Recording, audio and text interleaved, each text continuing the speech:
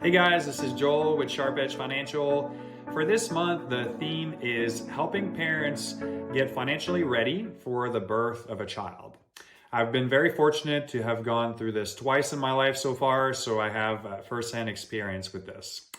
So for the first video of this series, I'll discuss an item that really should be discussed every time you hit a big life milestone, such as having a baby. And for those of you who watched my videos in the past or have read my blog, you've probably guessed it.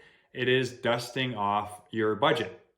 If you're becoming a parent for the first time, you better buckle up because your expenses are about to go way up. If you already have kids, well, you know the drill.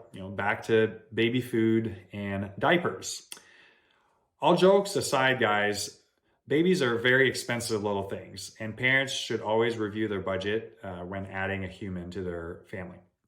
So here's how you do this. I've discussed this in the past, but budgeting is a three-step process.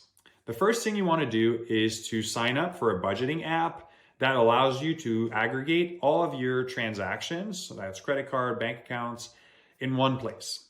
From there, you want to go through these transactions and categorize each of them. So for example, your daily order of Uber Eats will be categorized as fast food and convenience. Your electric bill will be utilities, and so on. The cool thing about these budgeting apps is they allow you to create your own rules within them, so that if you have a transaction that shows up many times, it'll automatically get categorized whatever rule you created. So it's good for local restaurants, for example, that you go to often that may not get picked up by the software. The one thing that I always say, guys, for this is don't try to make it perfect. Just make sure that the transactions that show up frequently are categorized. So that's step number one. Once you've done that, you want to create a document where you're going to write down your monthly average spend for each of those categories. So that will become your actual budget. I personally use Excel for this, but whatever works.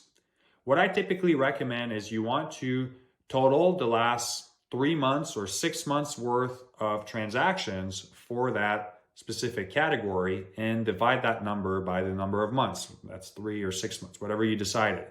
And that will give you the average for that category. And the reason I do this is because it prevents your budget from being skewed one way or the other if you have one of those months that's a bit out of the ordinary. So that's step number two. Step number three is just to review and to monitor your budget. So as a new parent, reviewing your budget or creating one if you don't have one will help you eliminate some of those unnecessary expenses from your life and make room for new baby expenses like diapers, food, clothes, and the biggest one, childcare. Reviewing your budget will also help you determine whether it's feasible for one spouse or one parent to stay at home versus going back to work. Of course, if that's what you want to do. Now, the decision shouldn't be all made based on money, but knowing whether the cost of childcare outweighs the loss of income should be a pretty important thing to factor into the decision. So, all right, that's all I got for today, guys. If you would like that Excel spreadsheet that I use for my clients, I'm happy to send it, happy to share it. So just send me a message here on LinkedIn and I will send it to you. Next week, we'll talk about insurance and estate documents for young parents. So stay tuned. If you would like more content like this, please subscribe to our newsletter or follow me on LinkedIn. Until then, we'll talk to you next week. Thanks, guys.